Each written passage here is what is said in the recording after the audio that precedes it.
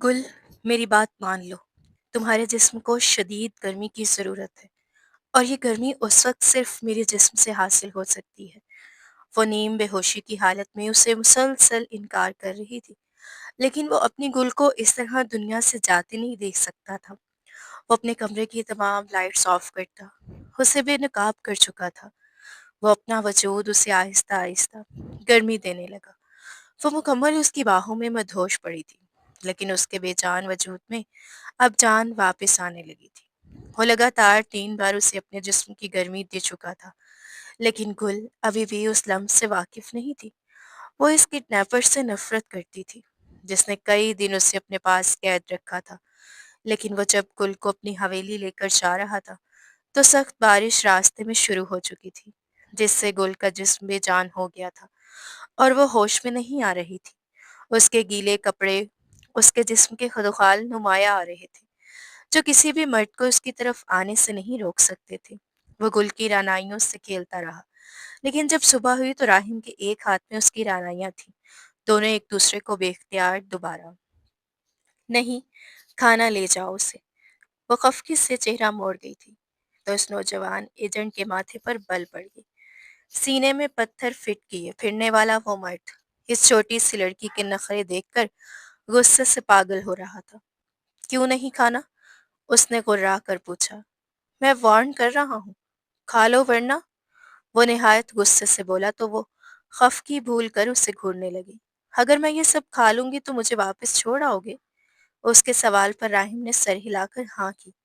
وہ اطمینان سے کھانا کھانے کے بعد اس کے قریب آئی اور واپس جانے کا کہنے لگی، مگر اگلے ہی لمحے اسے یاد آیا کہ اس کی چچی تو خود اسے کوٹھے پر بیچ چکی تھی، اور یہ خیال آتے ہی وہ پھوٹ پھوٹ کر رونے لگی۔ گندی! اس کی بہتی ناک دیکھ کر وہ بری طرح چن چلا گیا، مگر جب اسے خاموش ہوتے نہ دیکھا تو اگلے ہی پل دھاڑا، چپ! بالکل چپ!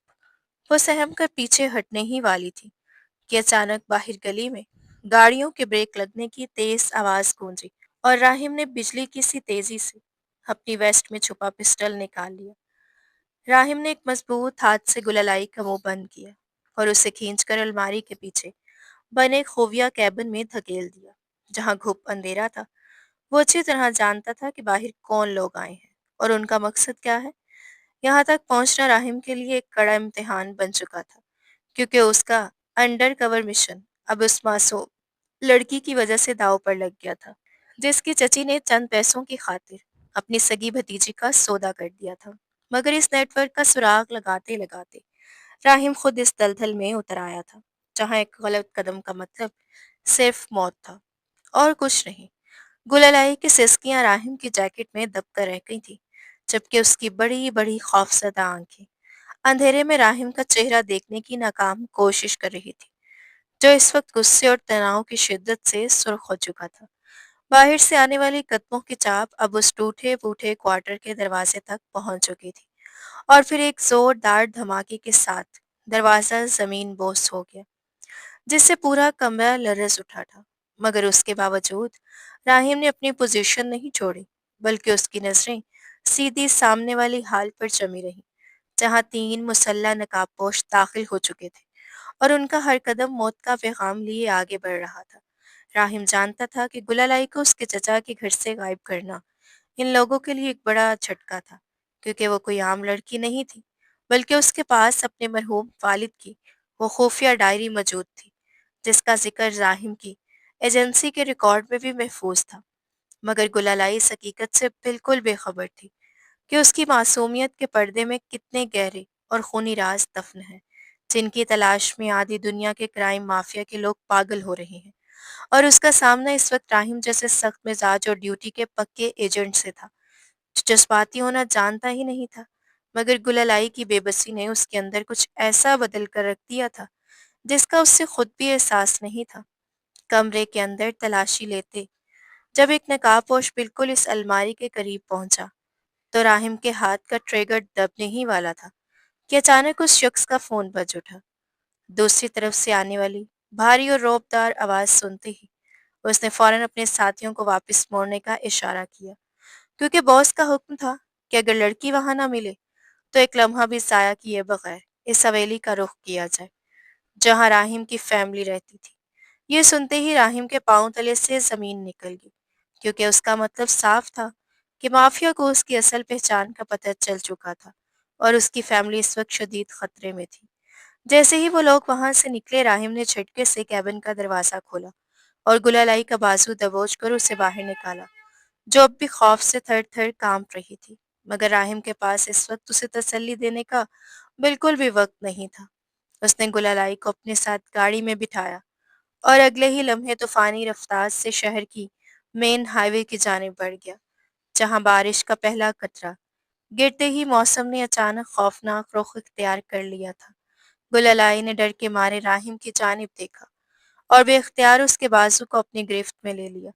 उसे यूं महसूस हो रहा था जैसे अगर उसने ये सहारा छोड़ दिया तो वो हमेशा के लिए उस अंधेरे में गुम हो जाएगी।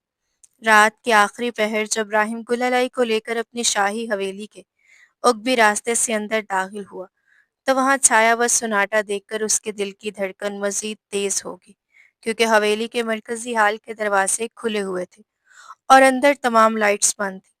राहिम ने गुललाई को एक पिलर के पीछे खड़ा किया और खुद पिस्टल तान कर एहतियात से हाल में दाखिल हुआ, मगर सामने का मंजर देखते ही उसके जिस्म का खून मंजमद हो गया।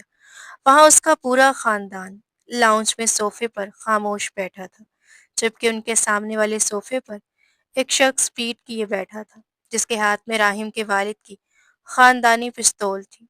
जैसे ही उसने मुड़कर राहिम की तरफ देखा, उसके होंठों पर फैली पुरस्रार मुस्कुराहट ने राहिम को अंदर तक हिलाकर रख दिया था, क्योंकि वो कोई और नहीं बल्कि खुद माफिया का बॉस था, वो शख्स जिसका चेहरा आज तक किसी ने नहीं देखा था।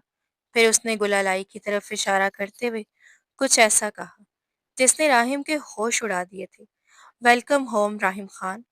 उस शख्स ने अपनी मुर्दा और सर्द मुस्कुराहट के साथ राहिम की तरफ देखा, तो हवेली के दरो दीवार एक खौफनाक खामोशी तारी हो गई।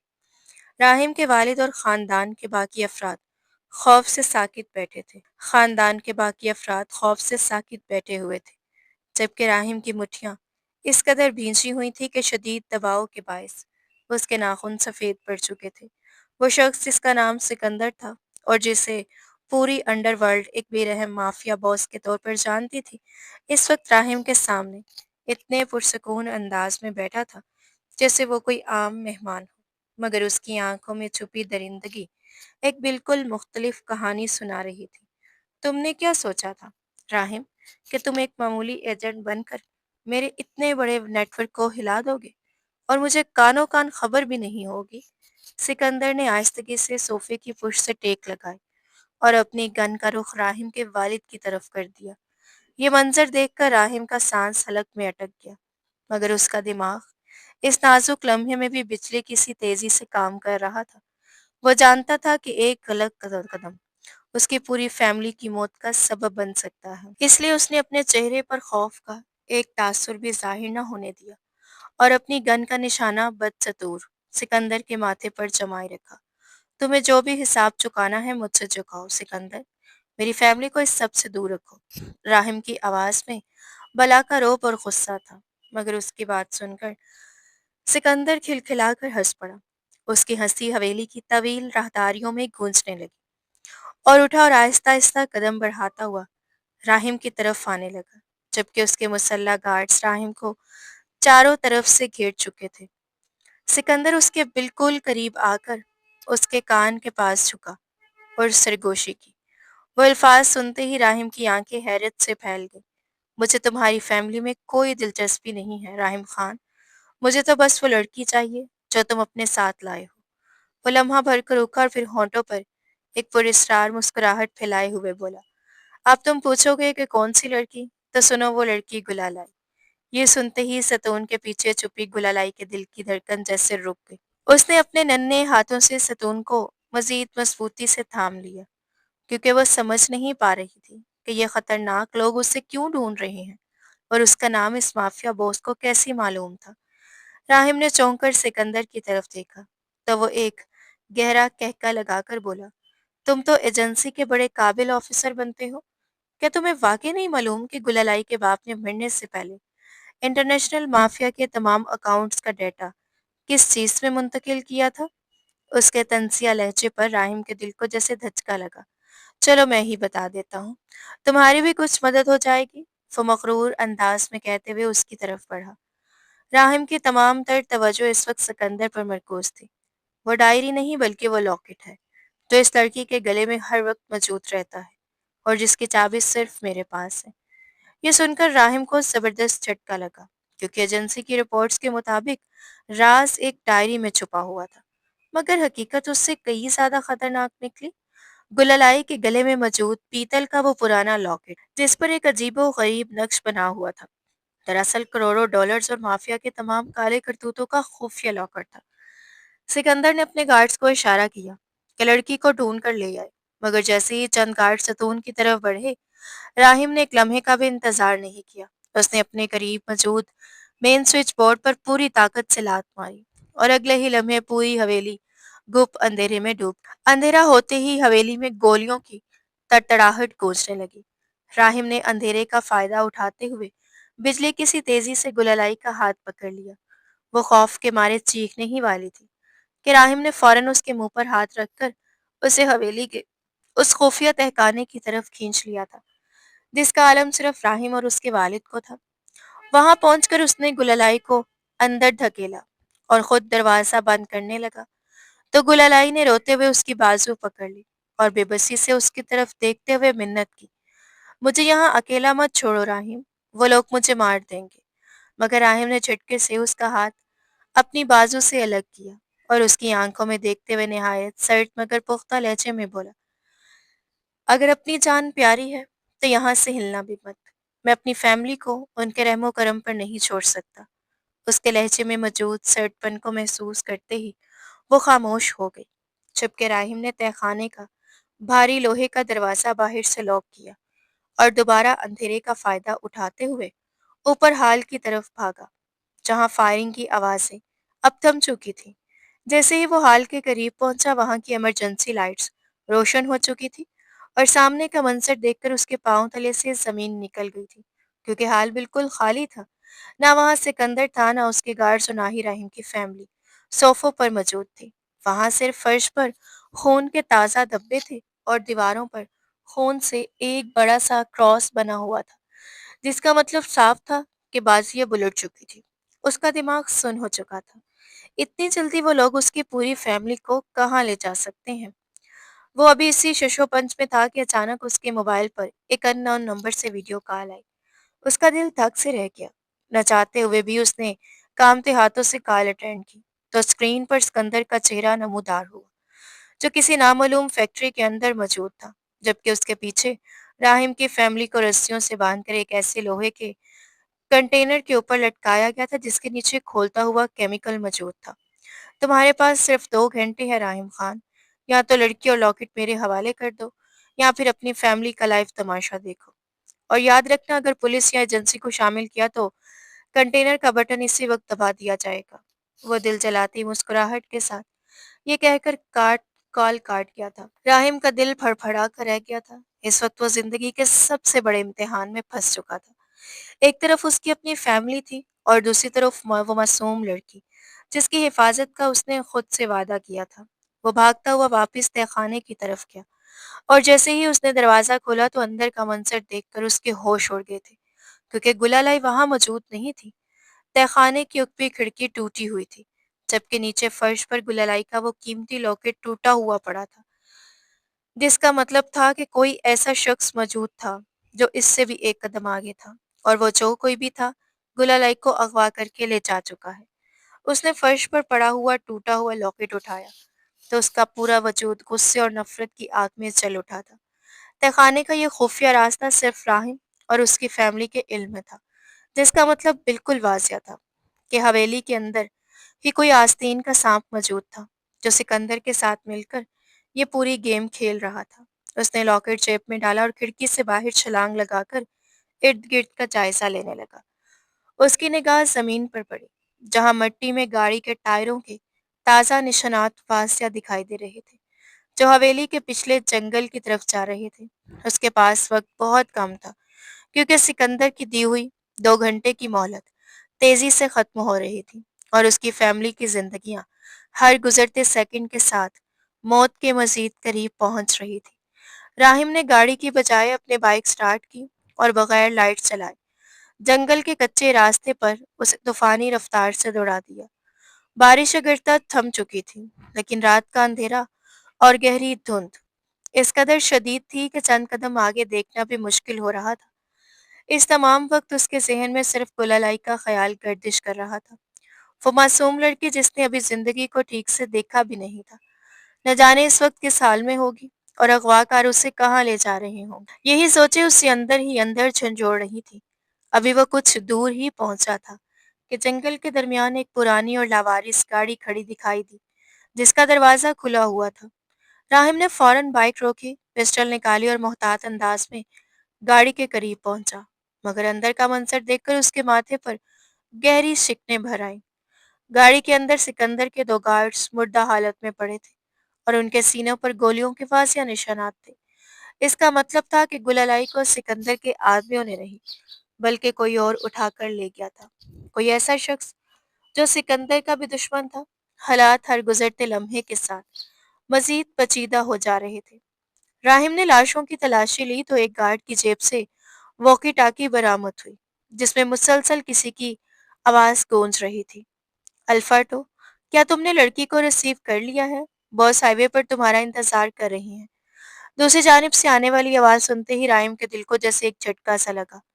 وہ فوراً سمجھ گیا کہ یہ لوگ عام مجرم نہیں بلکہ ایجنسی کے اندر موجود کوئی ہائی پروفائل افسران تھے جو سکندر کے خلاف جاری اس پورے مشن کو اپنے ذاتی مفاد کے لیے استعمال کر رہے تھے اور گلالئی کا لاکٹ حاصل کر کے خود اربوں کی دولت پر قبضہ جمانا چاہتے تھے۔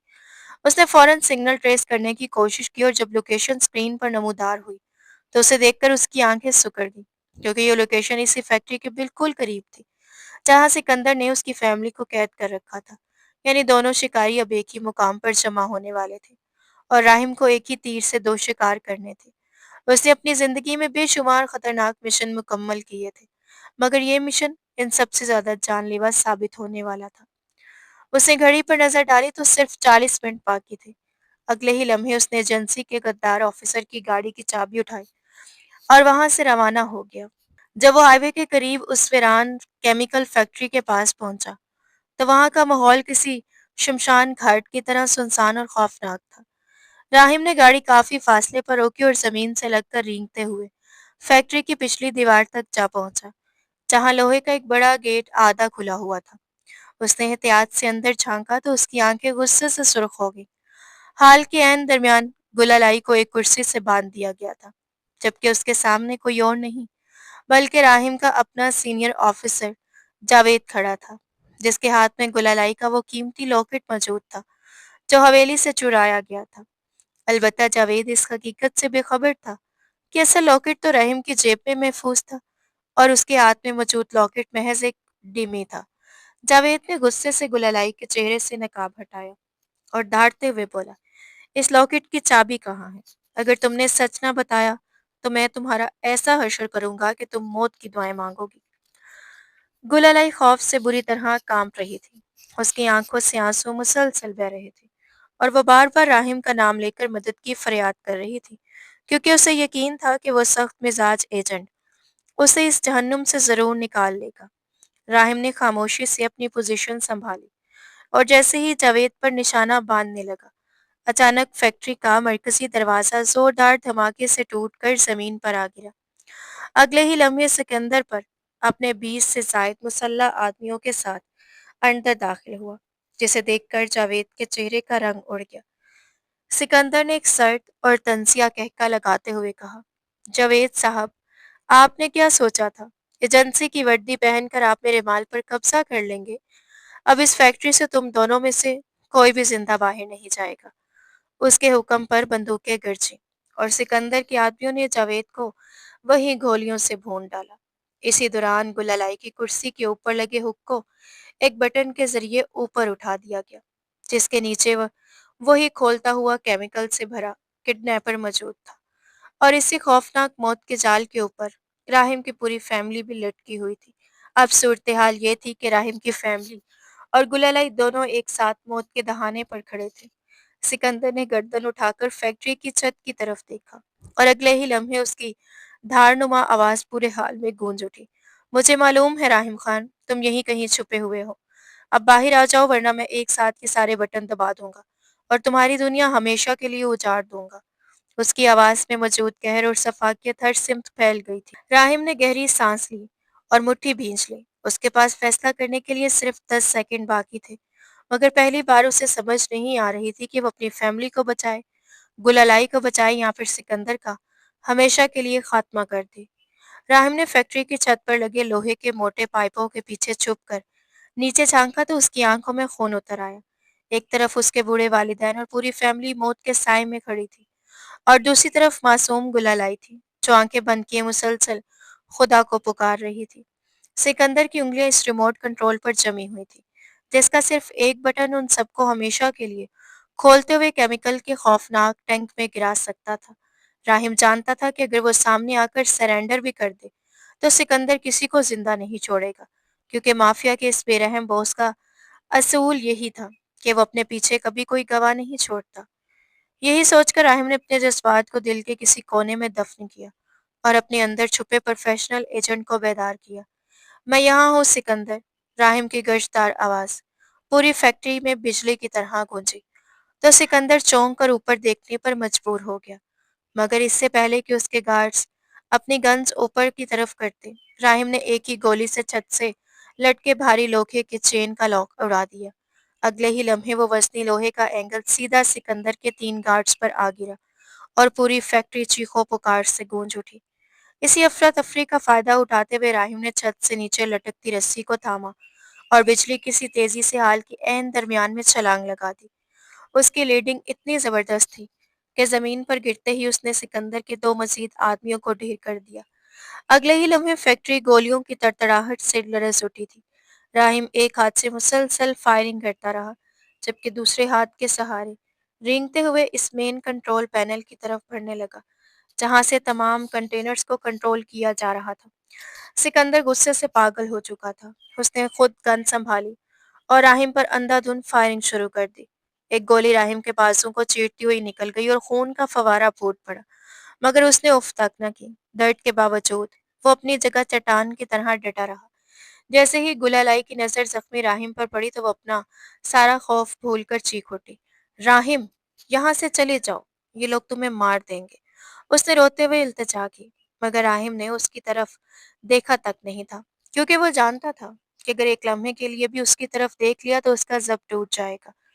मैंने तुम्हें बचाने का वादा किया था गुलालाई, और राहिम खान अपने वादे से कभी पीछे नहीं हटता। जख्मी बाजू के बावजूद उसने पूरी कुव्वत से छलांग लगा ली और कंट्रोल पैनल का मेन लीवर खींच दिया।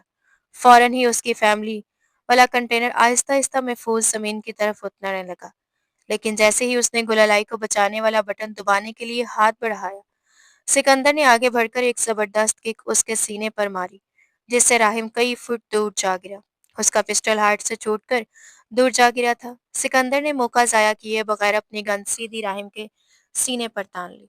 उसके होंठों पर एक वहशियाना और फातिहाना मुस्कुराहट फैल गई।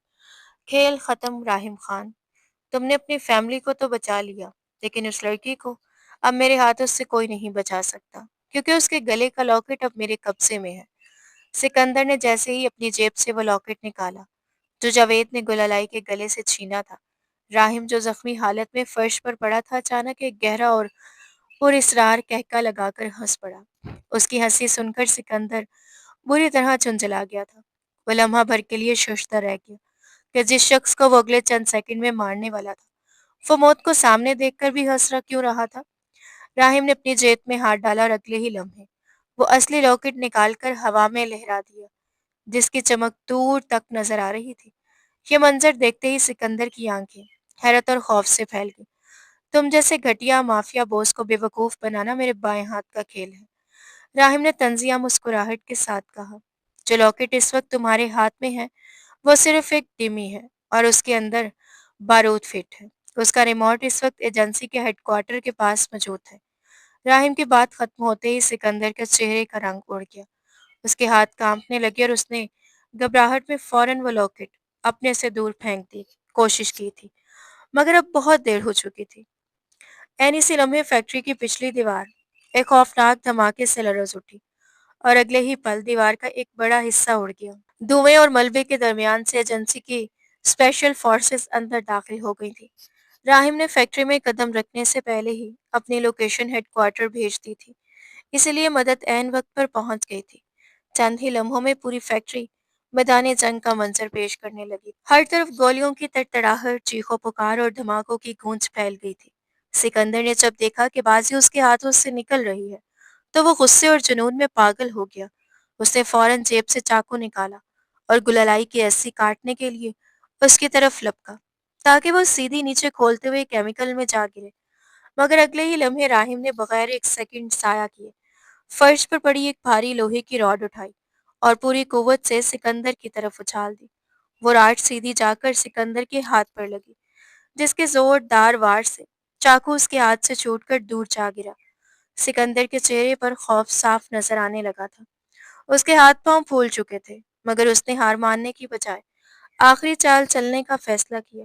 وہ بھاگتا ہوا کنٹرول ریموٹ تک پہنچا اور پوری شدت کے ساتھ اپنے پاؤں سے ریموٹ کا بٹن دبا دیا۔ اگلے ہی لمحے گللائی کی کرسی تیزی سے نیچے کھولتے ہوئے کیمیکل کے ٹینک کی طرف سرکنے لگی۔ یہ منظر دیکھ کر وہاں موجود ہر شخص کی چیخ نکل گئی۔ وقت جیسے تھم سا گیا تھا، جبکہ راہم کا دل سینے میں دیوانہ وار دھڑکنے لگا تھا۔ اس نے ایک لمحے کے لیے بھی سوچے بغیر گللائی کی طرف دیکھا اور پھر اسے بچانے کے لیے پوری رفتار سے اس کھولتے ہوئے کیمیکل کے ٹینک کی جانب دوڑ لگا دی۔ گللائی کی کرسی تیزی سے کھولتے ہوئے کیمیکل کے خوفناک ٹینک کی طرف نیچے جا رہی تھی، اور نیچے سے اٹھنے والی زہریلی بھاپ اور جھلسا دینے والی تپش اس کے چہرے کو جلا رہا تھا۔ ہر گزرتا لمحہ اسے موت کے مزید قریب لے جا رہا تھا۔ راہم نے اپنے بازو کے گہرے زخم پر بہتے ہوئے خون کی ذرا برابر پرواہ کیے بغیر پوری قوت سے اس ٹینک کو لوہے کی ریلنگ پر چھلانگ لگا دی۔ ایک ہاتھ سے اس نے ریلنگ کو مضبوطی سے تھام لیا، جبکہ دوسرے ہاتھ سے پوری قوت لگا کر اس بھاری لوہے کی زنجیر کو پکڑ لیا جس کے ساتھ گللائی کی کرسی بندھی ہوئی تھی۔ زنجیر کی شدت رگڑ سے اس کی ہتھیلی کی جلد ادھڑ گئی تھی، گوشت چھلنے لگا تھا اور خون کے قطرے لوہے کے پائپ پر ٹپکنے لگے، مگر اس نے اپنی گرفت ایک لمحے کے لیے بھی ڈھیلی نہ ہونے دی۔ راہم خان، مجھے چھوڑ دو، اپنی فیملی کو یہ لے کر یہاں سے چلے جاؤ، میں تمہاری کوئی نہیں ہوں، پلیز اپنی جان خطرے میں مت ڈالو۔ گللائی نے نیچے ابلتے ہوئے کیمیکل کی طرف دیکھا تو اس کا دل دہل گیا۔ وہ آنسوؤں کے ساتھ راہم سے منت سماجت کر رہی تھی، کیونکہ وہ اسی سخت مزاج اور نڈر ایجنٹ کو اپنی خاطر یوں موت کے منہ میں جاتا نہیں دیکھ سکتی تھی۔ مگر اس کی بات سن کر راہم نے اپنے جبڑے بھینچ لیے۔ اس کی آنکھوں میں ضد اور عزم کی چمک لہرا رہی تھی۔ چپ، بالکل چپ۔ وہ بولا نہیں تھا بلکہ غرایا تھا۔ میں نے ایک بار کہہ دیا نا کہ تمہیں کچھ نہیں ہونے دوں گا، تو اب خاموش ہو، خاموشی سے رسی کو پکڑے رکھو۔ اس کے الفاظ میں ایسا حکم تھا جس کے بعد گللائی مزید کچھ نہ کہہ سکی۔ راہم نے اپنے پورے جسم کی طاقت جمع کی اور اس بھاری زنجیر کو اپنے زخمی بازو کے گرد لپیٹ کر اوپر کھینچنا شروع کر دیا۔ درد اس کے پورے وجود میں آگ کی طرح دوڑ رہا تھا، مگر اس کے قدم اور ارادہ دونوں اٹل تھے۔ دوسری طرف ایجنسی کے کمانڈوز اس وقت سکندر کے باقی گارڈز کو چاروں طرف سے ختم کر چکے تھے، جبکہ راہم کے والد نے اپنے خاندان کو محفوظ مقام پر پہنچاتے ہی دوڑ کر مشین کا دوسرا ہینڈل گھما دیا۔ اگلے ہی لمحے گللائی کی کرسی آہستہ آہستہ ٹینک کے دہانے سے ہٹتی ہوئی محفوظ فرش کی طرف آنے لگی اور پھر ایک جھٹکے کے ساتھ زمین پر آ گری۔ جیسے ہی راہم نے دیکھا کہ گللائی محفوظ ہے، اس کے جسم میں بچی کچھ طاقت بھی ختم ہو گئی تھی۔ اس کا وجود جیسے سارا بوجھ ایک ساتھ برداشت نہ کر سکا اور وہ نڈھال ہو کر فرش پر گر پڑا۔ گللائی نے رسیوں سے آزاد ہوتے ہی اس کی طرف دوڑ لگا لی اور وہ کامتے ہاتھوں سے اپنا دوپٹہ پھاڑ کر اس کے زخم پر باندھنے لگی تاکہ خون بہنا رک جائے۔ اس کی آنکھوں سے گرنے والے گرم آنسو مسلسل راہم کے چہرے پر ٹپک رہے تھے، اور انہیں آنسوؤں نے اس پتھر دل انسان کے اندر چھپے تمام حصار توڑ دیے تھے۔ مگر کھیل ابھی ختم نہیں ہوا تھا، کیونکہ اس پوری افراتفری کا فائدہ اٹھا کر سکندر فیکٹری کے ایک خفیہ راستے سے فرار ہونے میں کامیاب ہو چکا تھا، اور جاتے جاتے وہ وہیں ڈیمی لاکٹ بھی اپنے ساتھ لے گیا تھا، جس کے بارے میں راہم نے جھوٹ بولا تھا کہ اس میں بارود نصب ہے۔ جیسے ہی راہم کو احساس ہوا کہ سکندر غائب ہو چکا ہے، اس نے فوراً گللائی کا ہاتھ اپنے بازو سے الگ کیا اور لڑکھڑاتے قدموں کے باوجود اٹھ کھڑا ہوا۔ اس کے والد نے فوراً آگے بڑھ کر اسے روکنے کی کوشش کی۔ راہم، تم بری طرح زخمی ہو، اب آگے کا کام فورسز سنبھال لیں گی۔ مگر اس وقت راہم کے ذہن میں صرف ایک ہی بات گونج رہی تھی کہ جب تک سکندر زندہ ہے، نہ گلالئی محفوظ ہے اور نہ اس کی فیملی، وہ کسی بھی قیمت پر اسے آج بچ کر جانے نہیں دے سکتا۔ راہم فیکٹری سے باہر نکلا تو رات کی سیاہی دھیرے دھیرے چھٹ رہی تھی۔ افق پر صبح کی پہلی مدھم کرن نمودار ہونے لگی تھی۔ دور ہائی وے پر ایک سیاہ رنگ کی ایس وی او پوری رفتار سے بھاگتی ہوئی دکھائی دی۔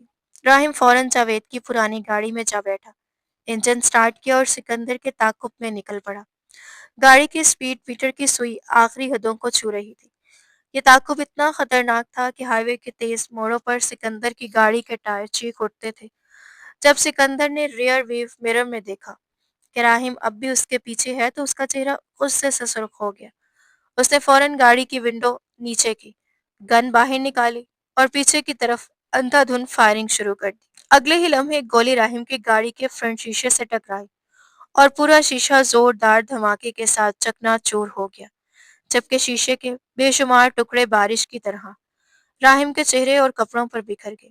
راہم نے اپنی گاڑی کا توازن برقرار رکھتے ہوئے ایک زبردست ہٹ سکندر کی گاڑی کے پیچھے حصے پر ماری۔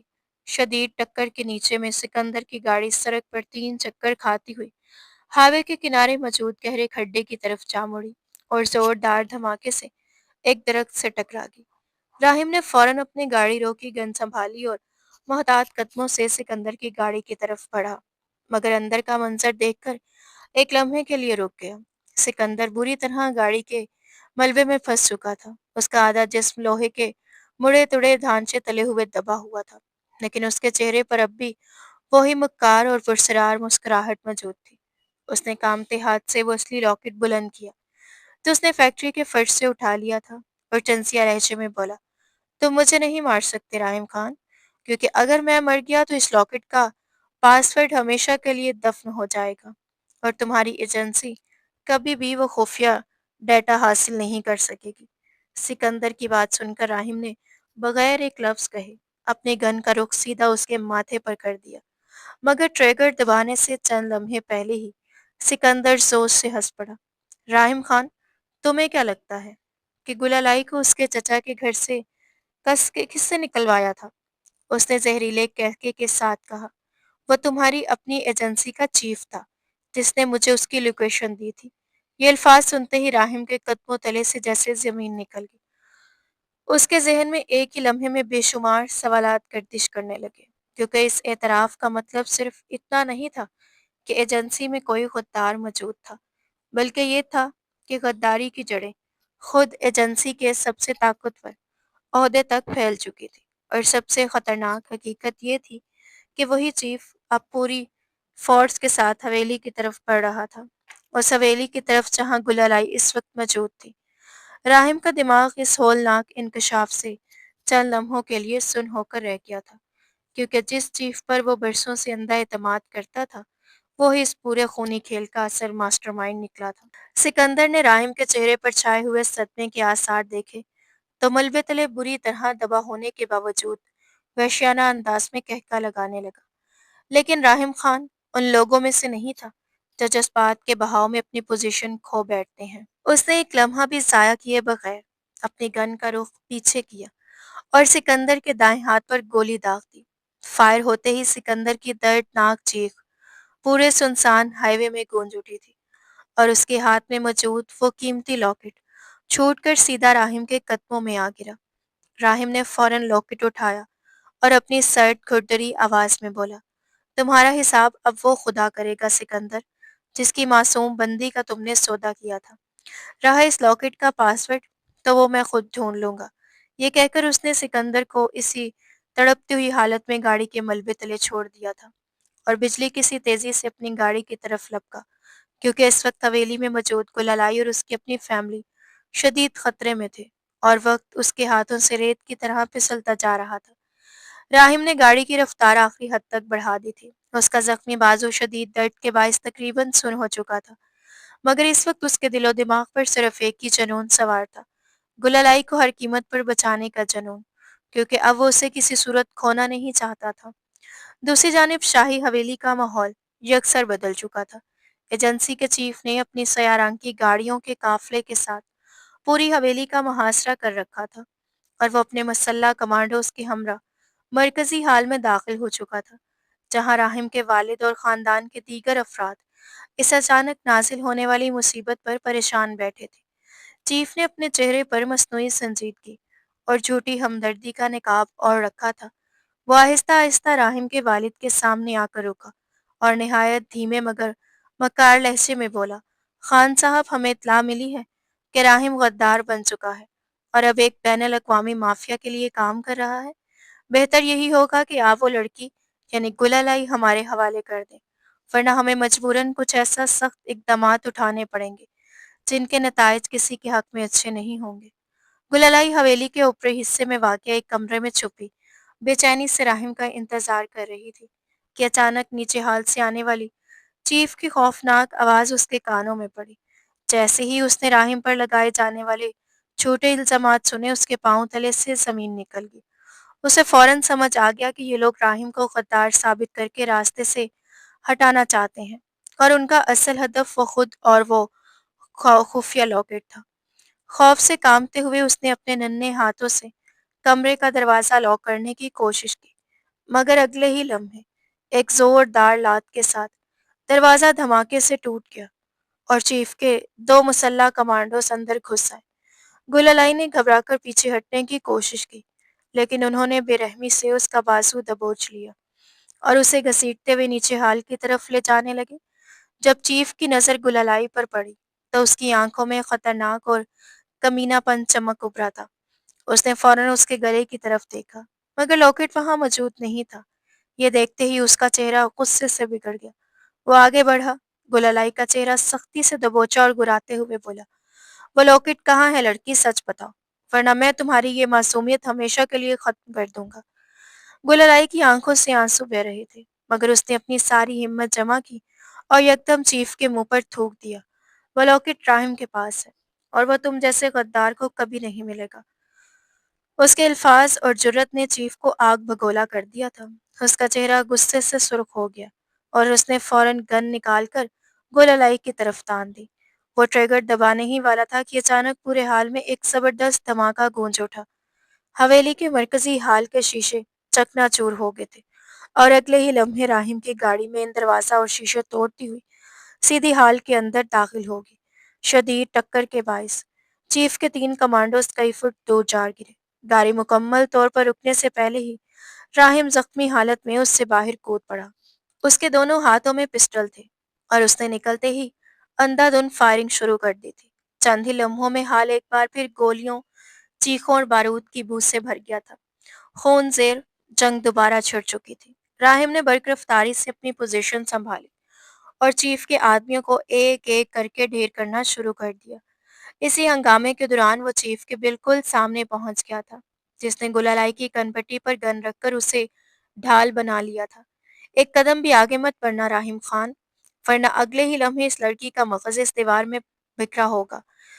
चीफ ने धाड़ते हुए कहा। ये अल्फाज सुनकर राहिम का दिल एक लम्हे के लिए जरूर लरज उठा, क्योंकि वह जानता था कि उसकी एक मामूली सी गलती गुलालाई की जान ले सकती है। राहिम के दोनों हाथों में पिस्टल तने हुए थे और उसकी खून ख्वार नजरें एक लम्हे के लिए भी चीफ के मक्कार चेहरे से नहीं हट रही थी, जो गुलालाई को अपने सामने ढाल बनाए खड़ा था।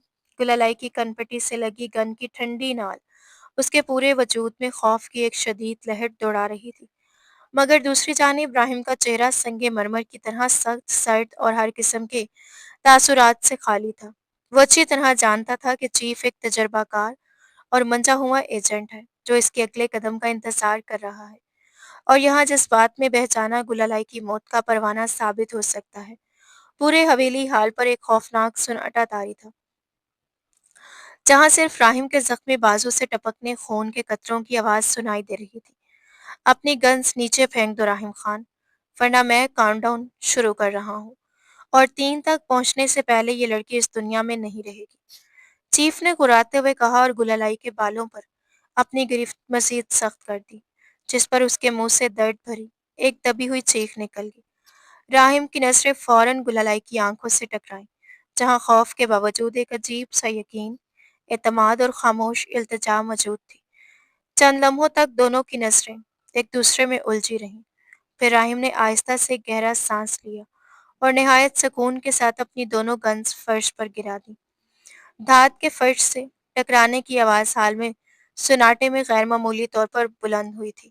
یہ منظر دیکھتے ہی چیف کے ہونٹوں پر فاتحانہ مسکراہٹ پھیل گئی اور وہ زور سے ایک کہکا لگا کر ہنس پڑا، مگر اسے اندازہ بھی نہیں تھا کہ یہی کہکا اس کی زندگی کی سب سے بڑی غلطی ثابت ہونے والا تھا، کیونکہ وہ ابھی تک راہم خان کے مائنڈ گیمز اور اس کی خاموش چالوں کی گہرائی کو سمجھ ہی نہیں پایا تھا۔ تم نے کیا سوچا تھا راہم، کہ تم اپنی ہی ایجنسی کے چیف کو شکست دے دو گے؟ چیف نے تمسخر بھرے لہجے میں کہا۔ اب خاموشی سے وہ اصلی لاکٹ میرے حوالے کرو اور اپنی اس معشوقہ کی جان میں بھیک مانگو۔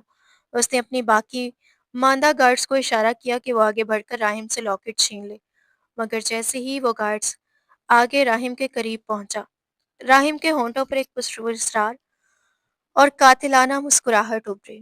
اگلے ہی لمحے اس نے اپنی جیکٹ کے اندر چھپا ہوا وائرلیس سیٹ آن کر دیا، جو براہ راست ایجنسی کی ہائی کمانڈ اور ملٹری انٹیلیجنس ہیڈ کوارٹر سے منسلک تھا، اور جس پر چیف کے اعتراف جرم کے ساتھ ساتھ سکندر کی تمام گفتگو اور غداری کے ثبوت لائیو ریکارڈ ہو چکے تھے۔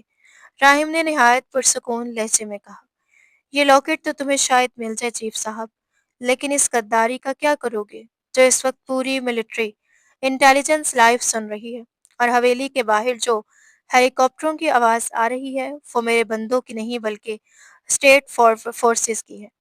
یہ سنتے ہی چیف کے چہرے کے رنگ اڑ گئے تھے۔ اس کی گھبرا کر ٹوٹے ہوئے شیشوں کے پار باہر جھانکا تو اس کا دل ڈوب گیا، کیونکہ واقعی سرخ اور سیاہ رنگ کے ہائی پروفائل ہیلی کاپٹرز حویلی کے لان میں اتر رہے تھے، اور لاؤڈ سپیکر پر مسلسل اسے ہتھیار ڈالنے کا حکم دیا جا رہا تھا۔ یہ منظر دیکھ کر چیف کا توازن یکدم بگڑ گیا اور اس کی گرفت کو للائی پر معمولی سی ڈھیلی پڑ گئی تھی۔ بس اسی ایک لمحے، بلکہ ایک سیکنڈ کے ہزاروں حصے میں، راہم نے اپنی برق رفتار مہارت کا مظاہرہ کیا۔ وہ بجلی کی تیزی سے نیچے جھکا، فرش پہ پڑی اپنی گن اٹھائی اور بغیر ایک لمحہ ضائع کیے ایک پرفیکٹ شاٹ چیف کے اسی ہاتھ پر مارا جس میں اس نے گن پکڑی ہوئی تھی۔ گولی لگتے ہی چیف کی گن اس کے ہاتھ سے چھوٹ کر دور جا گری اور وہ درد سے چیختا ہوا پیچھے لڑکھڑا گیا۔ گلالائی نے موقع غنیمت جانا، فوراً خود کو اس کے چنگل سے آزاد کرا دیا اور دوڑ کر سیدھی راہم کے سینے سے آ لگی۔ راہم نے اپنے مضبوط باہیں بازو سے اسے حفاظتی حصار میں لے لیا، جبکہ اس کے دائیں ہاتھ میں موجود گن کا رخ اب بھی چیف کے ماتھے پر جمع ہوا تھا۔ دوسری جانب چیف فرش پر پڑا درد سے تڑپ رہا تھا، اور اسی دوران باہر سے اسپیشل فورسز کے کمانڈوز حال کے اندر داخل ہو چکے تھے، جنہوں نے آتے ہی اسے زمین پر گرا کر قابو میں کر لیا تھا اور اس کی غداری کا باب ہمیشہ کے لیے بند کر دیا تھا۔ کھیل اب تقریباً اپنے اختتام کو پہنچ چکا تھا۔ غدار چیف گرفتار ہو چکا تھا اور اپنے انجام کی طرف بڑھ رہا تھا، مگر کہانی کا سب سے اہم راز ابھی سامنے آنا باقی تھا۔ جیسے ہی اسپیشل فورسز کے ہیڈ کی نظر راہم کے ہاتھ میں موجود اصلی لاکٹ پر پڑی، وہ آگے بڑھا، راہم کو سلیوٹ کیا اور پراعتماد لہجے میں بولا، ویل ڈن راہم خان، تم نے ملک کے سب سے بڑے مافیا نیٹ ورک اور اس کے اندر چھپے غدار کو بے نقاب کر دیا۔ اب یہ لاکٹ ہمارے حوالے کر دو تاکہ ہم اس کا پاسورڈ ڈیکوڈ کر کے اس کے اندر موجود خفیہ معلومات حاصل کر سکیں۔ راہم نے چند لمح خاموشی سے لاکٹ کو دیکھا، پھر اس کی نظریں گللائی پر جا ٹھہریں، کیونکہ وہ جانتا تھا کہ اس لاکٹ کے ساتھ صرف کوئی خفیہ ڈیٹا نہیں بلکہ گللائی کی پوری زندگی، اس کا ماضی اور اس کے تمام راز بھی جڑے ہوئے تھے۔ چند لمحوں کی سوچ کے بعد اس نے لاکٹ فورسز کے حوالے کر دیا۔ فوراً ہی ماہرین نے اسے ایک جدید مشین کے ساتھ منسلک کیا، مگر اگلے ہی لمحے سب کے چہروں کے رنگ بدل گئے۔ جیسے ہی لاکٹ سسٹم میں ڈالا گیا، اسکرین پر ایک سرخ رنگ کا پیغام فلیش ہوا، فائنل پاسورڈ ریکوائرڈ۔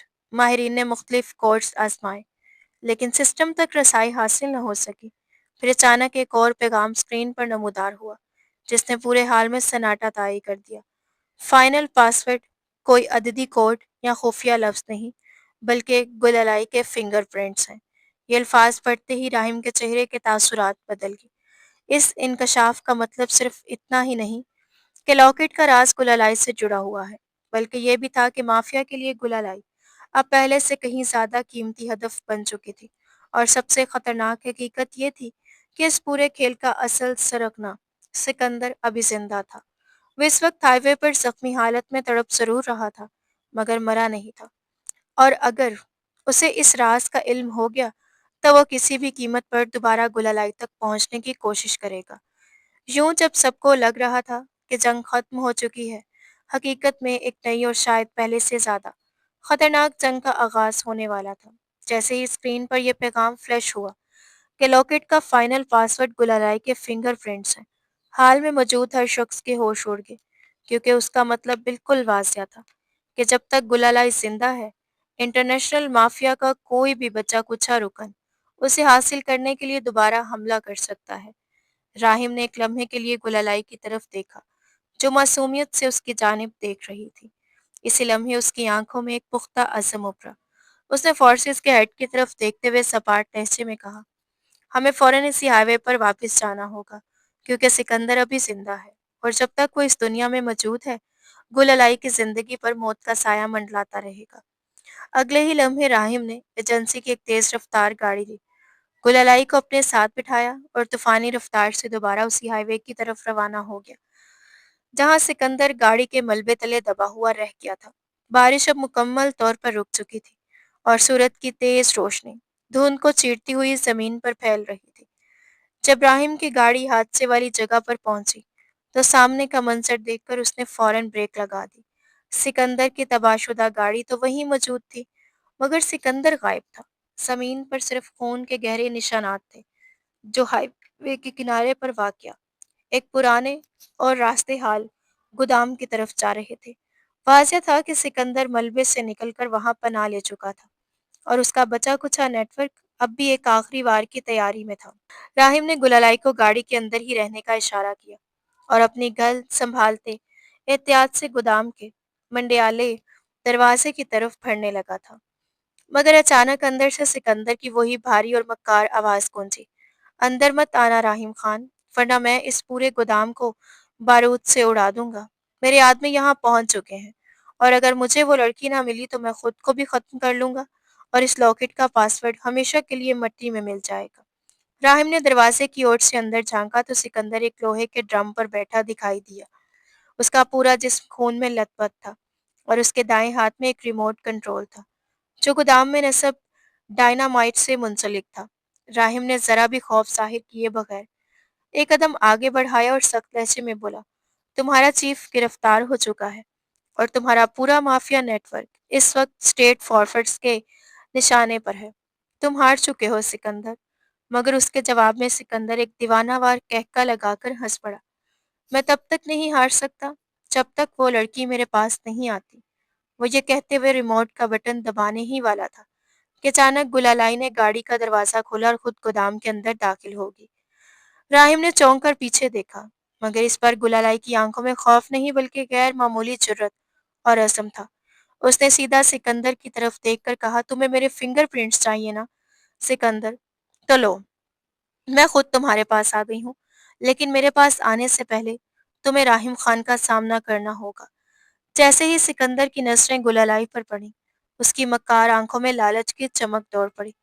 اس نے غیر ارادی طور پر ریموٹ پکڑے ہوئے ہاتھ کی گرفت ذرا سی ڈھیلی کی، اور یہی وہ ایک لمحہ تھا جس کا راہم انتظار کر رہا تھا۔ راہم نے اپنی زندگی کا سب سے پرفیکٹ شاٹ کھیلا۔ اگلے ہی پل اس نے بغیر وقت ضائع کیے سیدھی گولی سکندر کے اس ہاتھ پر ماری جس میں ریموٹ تھا۔ گولی لگتے ہی ریموٹ دور جا گرا، اور اسی لمحے راہم بجلی کی تیزی سے آگے بڑھا اور ایک زبردست کک سکندر کے سینے پر دے ماری۔ شدید ضرب سے سکندر کا توازن بگڑ گیا، اور وہ پیچھے موجود ایک گہرے کیمیکل کنٹینر کی طرف جا گرا جہاں پرانے تیزاب کا ذخیرہ موجود تھا۔ اگلے ہی لمحے اس کی ایک آخری دردناک چیخ پورے گودام میں گونج اٹھی، اور انٹرنیشنل مافیا کا وہ بے رحم باس اپنے ہی بچائے ہوئے جال میں پھنس کر ہمیشہ کے لیے اپنے انجام کو پہنچ گیا تھا۔ گودام میں اب مکمل خاموشی چھا گئی تھی۔ مافیا کا باس مر چکا تھا، اور غدار چیف جیل کی سلاخوں کے پیچھے پہنچ چکا تھا۔ راہم نے آہستہ سے مڑ کر گلالائی کی طرف دیکھا، جو پہلی بار سکون کا سانس لے رہی تھی۔ وہ دھیرے دھیرے قدم بڑھاتا ہوا اس کے قریب آیا اور اس کے چہرے پر پہلی بار ایک نرم پرسکون اور دلکش مسکراہٹ ابھری۔ اس نے گلالائی کا ہاتھ اپنے مضبوط ہاتھ میں لیا اور نہایت محبت بھرے جاندار لہجے میں کہا، اب تمہیں زندگی میں کبھی کسی سے ڈرنے کی ضرورت نہیں گلالائی، کیونکہ اب اس ایجنٹ کی پوری زندگی تمہاری حفاظت کے لیے وقف ہو چکی ہے۔ اس کی آواز میں عجیب سا سکون، خلوص اور عقیدت تھی، جبکہ گلالائی نے نم آنکھوں اور ہلکی سی مسکراہٹ کے ساتھ اسے دیکھا۔ اس کے دل میں صرف ایک ہی خیال ابھر رہا تھا، یہ شخص نہ جانے اس کی کسی نیکی کا صلہ تھا۔ کچھ سالوں بعد شاہی حویلی کا وہی وسیع اور عریض لاؤنج جو کبھی گولیوں کی تڑتڑاہٹ، سازشوں اور مافیا کے